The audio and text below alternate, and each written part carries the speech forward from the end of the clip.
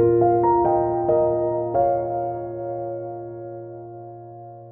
right, we are back for another live episode of Coffee with Bob. Thank you, everybody, for tuning in today. We're excited to be back for another quarterly market and economic update. I am your host, Christina Hapanowitz, and with me back in the hot seats today are two of our investment committee members, Bernard Carter, who is a CFA and a CFP. He is also our managing director of investments here at H&A. And Bobby Apanowitz, wealth advisor, also helps head up our investment committee. You guys, thank you for being here today. It's good to be back. Yeah, happy to have you back. H&A has a YouTube channel, so make sure to subscribe because that is how you will be able to stay up to date with all of the latest Coffee with Bob episodes, but also watch any past Coffee with Bob episodes that you maybe weren't able to tune into live and any other video content that we're putting out. So search Hapanowitz and Associates on YouTube and make sure to hit subscribe. Thanks for doing that. There is a Q&A box either at the top or bottom of your screens. And if you have any questions as we go through the episode today, please do submit them through the Q&A box. Please use the Q&A, not the chat box. And we'll make sure to take those questions at the end of the episode. We are drinking our beverage of choice out of our Coffee with Bob coffee mug. So if you would like any Coffee with Bob paraphernalia, make sure to reach out to me, and we are happy to send some mugs or some private label coffee even to your home so that you can enjoy and sip on it while you're watching Coffee with Bob. Let's get started. Bernie, I want to turn it over to you. As always with these quarterly updates, we like to talk about the highlights of the previous quarter. So talk to us about those highlights for Q1. Yeah, so thanks to everyone for being with us this morning. So quarter one of this year was pretty much a replay of what we saw for the latter part of last year, only perhaps in just a little bit more of a muted fashion. Continued optimism in the markets. Stocks across the globe were up, just not as much as in Q4 of last year where we set records, but they were still up dramatically. We're seeing very solid economic data and projections. Estimates have been rising for corporate earnings and GDP so far this quarter. And they had started to actually go backwards a little bit late last year, but they've been climbing again. So it's been good, and that optimism has been showing up in the markets. Absolutely. I actually have some specific data that I want to read out to you. So U.S. consumer prices, now this is as of Bloomberg and CNBC, U.S. consumer prices increased the most in nearly 9 years. In March, 0.6% over the prior month and 2.6% over last year. Driving more than half of the increase was gas prices, which shot up 9.1% month over month. So I think this kind of data, contributes to the concerns or questions that a lot of individual investors and consumers are wondering, which is, should we be worried about inflation? Yeah, good question. So that number, so the gas prices are often removed from core inflation data because they are so volatile. They can go up and down a lot. So we did see that spike, and it was in large part due to gas. So a little bit of a caveat there. But in general, inflation has risen, but that's normal for this part of the economic cycle. We're in expansion mode, and there's been a lot of money pumped into the system by the federal government. So that stimulus tends to create inflation, more dollars chasing goods and services that causes their prices to rise. So we have seen a rise. It is normal. Something to watch, though, in particular, because of where the stock market is. It's pretty much priced for perfection. So a continued high prints on inflation could cause the market to get a little nervous. Sure. Right. Some inflation is normal. I go as far as to say some of it is even healthy, too. Over the past decade, the Federal Reserve's target for inflation has historically been 2%.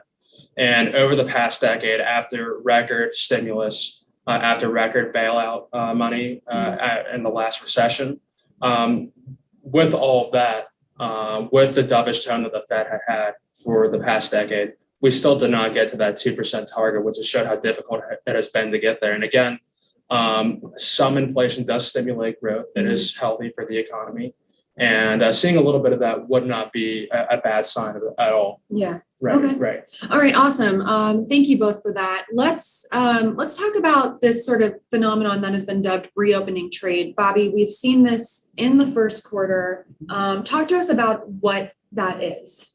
Right. So starting last year, about a year ago at this time, the economy closed down. There were widespread shutdowns. And because of that, the way we do business, the way we live our daily lives has been disrupted. And because of that, those stocks that benefit from that disruption, such as Zoom Technologies, such as an Amazon.com, really did benefit for the majority of last year.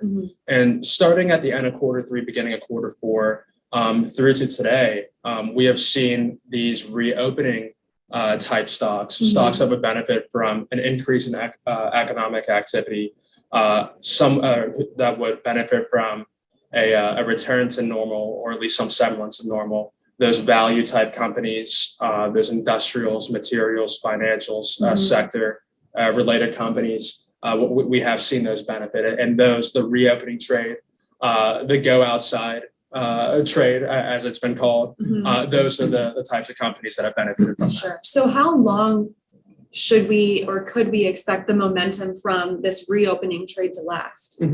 It's a great question. Again, it did start at the end of quarter three, so about 5 or 6 months ago now, or beyond that, really. And it's a multifaceted.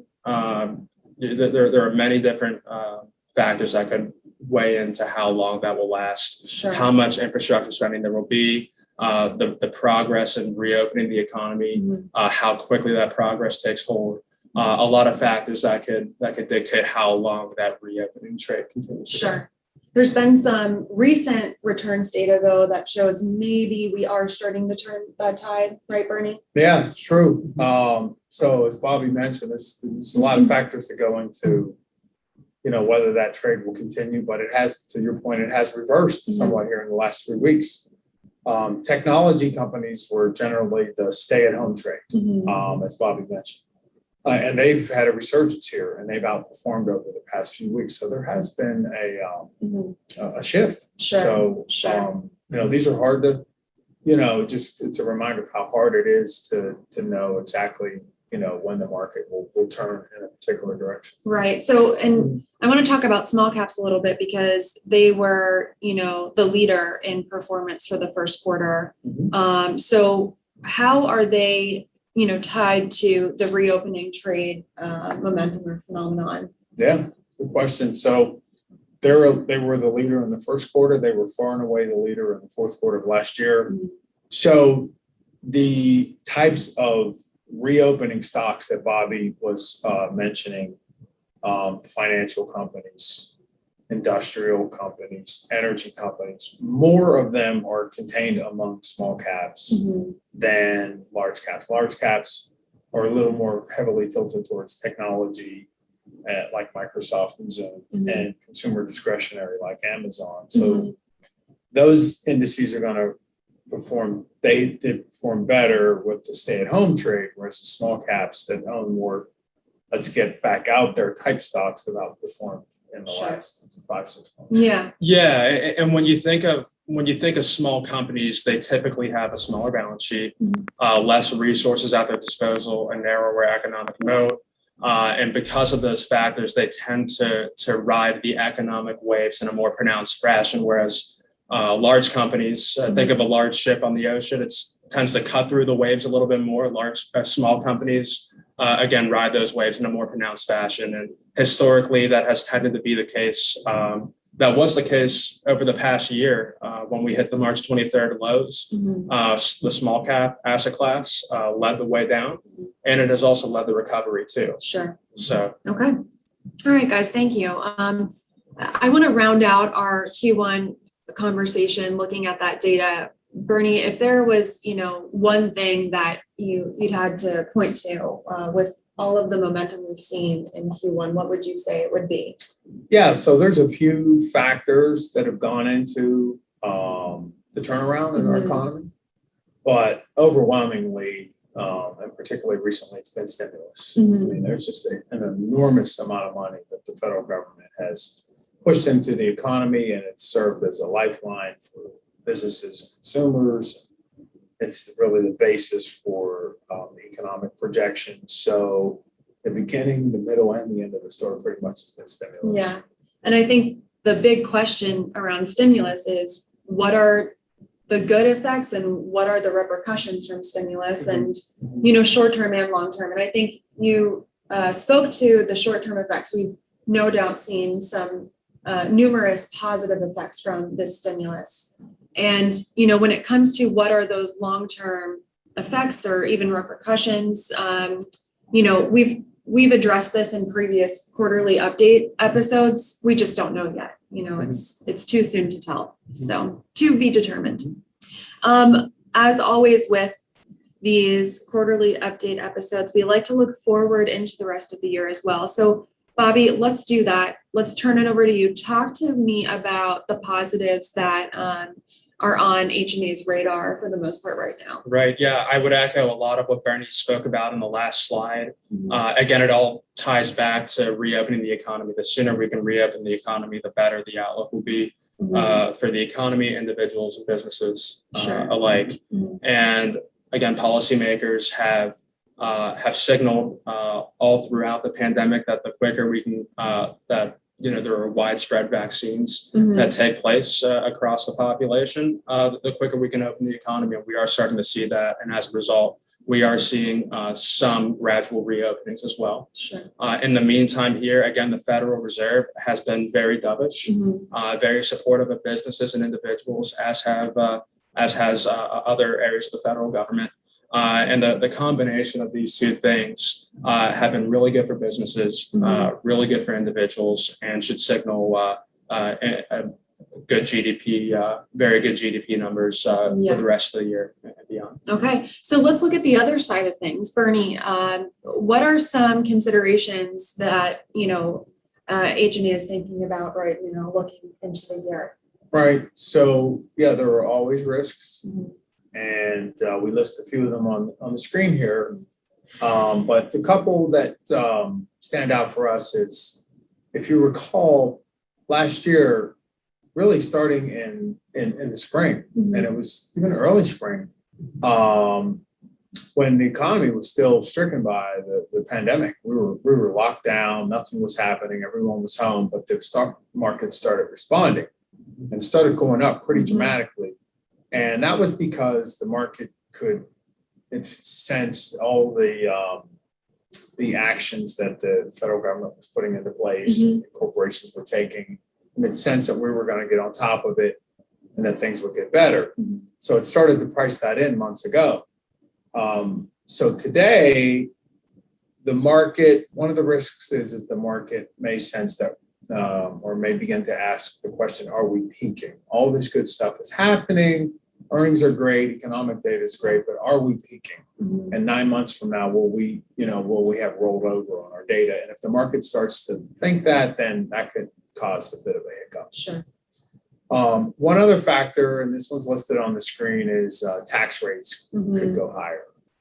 And markets generally like lower corporate and individual tax rates.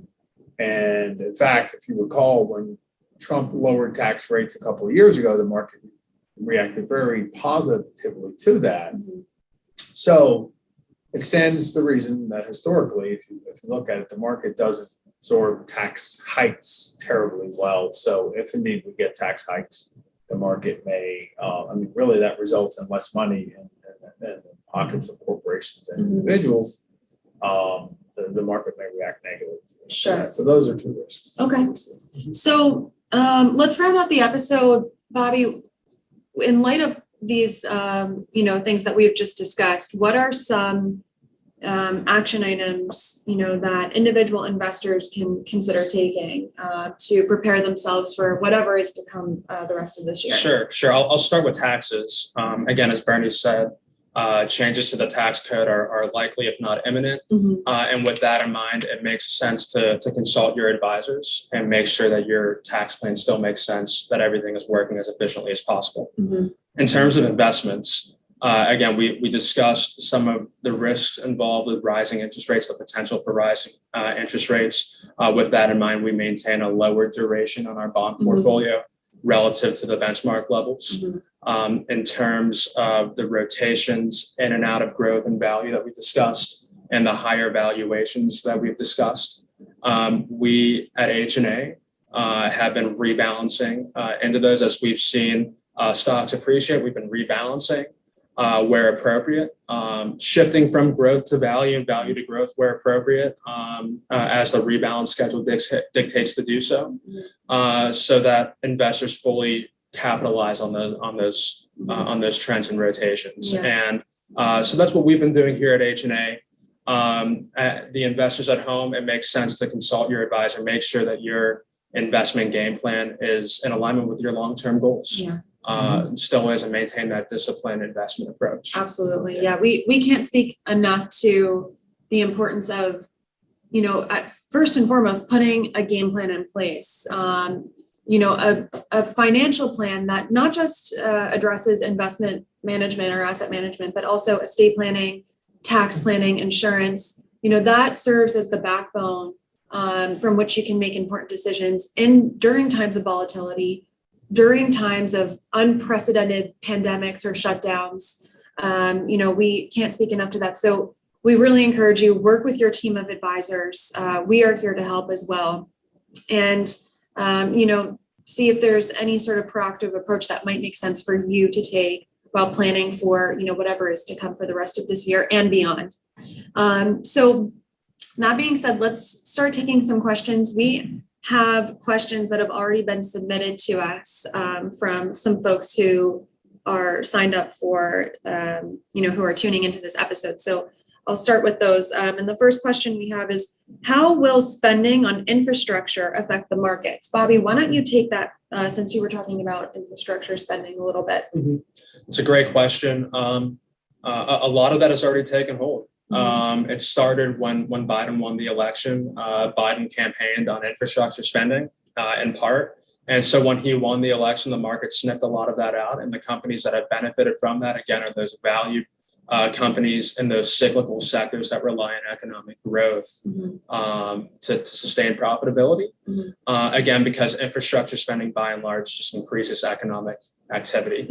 So again, those value-based companies and cyclical sectors have really benefited from that. Okay. All right. Great question. Next question we have submitted here. Should I sell my bonds now if rates are going to rise? Bernie, do you want to take that? Yeah. Really good question. So we would say it is absolutely true that rates have risen. And they rose pretty sharply late last year. But since then, they've leveled off. So, and many had expected them to continue rising. So that's just a reminder of how markets can sometimes move in directions that are you don't quite expect. So rates have risen, which has caused bond prices to go lower and yields to go higher. So on balance, at H&A here, where we use bonds as an asset class, to us, that means they're cheaper and we they're more attractive to us. So we have done a little bit of a reallocation. As Bobby mentioned, our bond portfolio is still lower in maturity structure than normal because we still believe it makes sense to be protective against rising rates.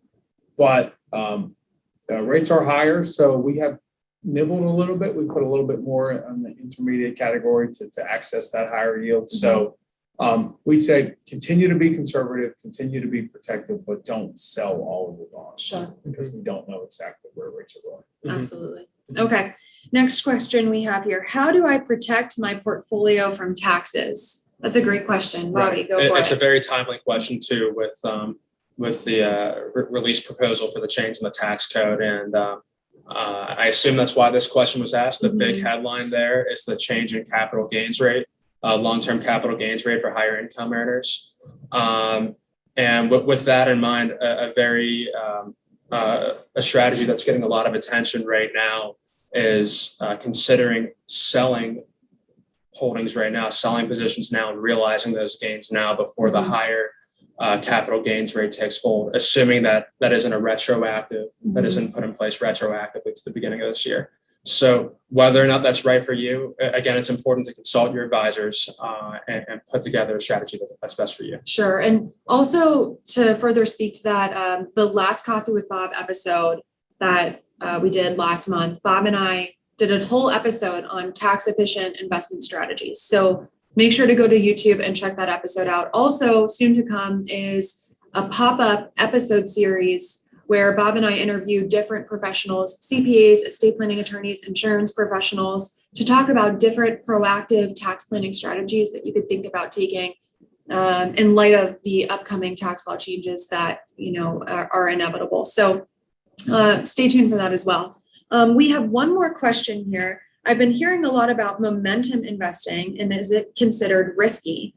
Bernie, why don't you take that? Do you want to first describe to us what momentum investing is? Yeah, so at H&A here, we generally invest on a diversified basis across different asset classes, and we're looking to capture, market-like or a little better than market-like return across these asset classes. Momentum investing usually involves concentrating in an area that you think has momentum, that it's got the wind at its back. It's often those areas that are in the headlines. Today, think Bitcoin, think meme stocks like GameStop. Those are classic momentum type investments. But it could also mean concentrating in one asset class like, large growth or small value, trying to capture those moves if you think they're going to move more than the overall market. So the concentration of it, makes it generally a riskier way to do it. Usually, again, it's in the headline grabbing asset classes, which is the ones that are moving fast. So they're more volatile. They're a little more dangerous. So may be appropriate for a small portion of your portfolio if you enjoy it, if you enjoy studying it. I mean, there's no denying people have made a lot of money in Bitcoin over the last couple of years. So, that's been successful. Should you put half of your money in it? Probably not. I think that's the way to think about investing. Okay, awesome. All right, so that is it for today. We answered all the questions. Thank you all for tuning in today. If you have any questions about what we talked about, reach out to us. Our contact information is at the bottom of the screen. We're here to help. And stay tuned for more Coffee with Bob episodes. Make sure to subscribe to our YouTube channel, and we'll see you next time. Thanks, everybody.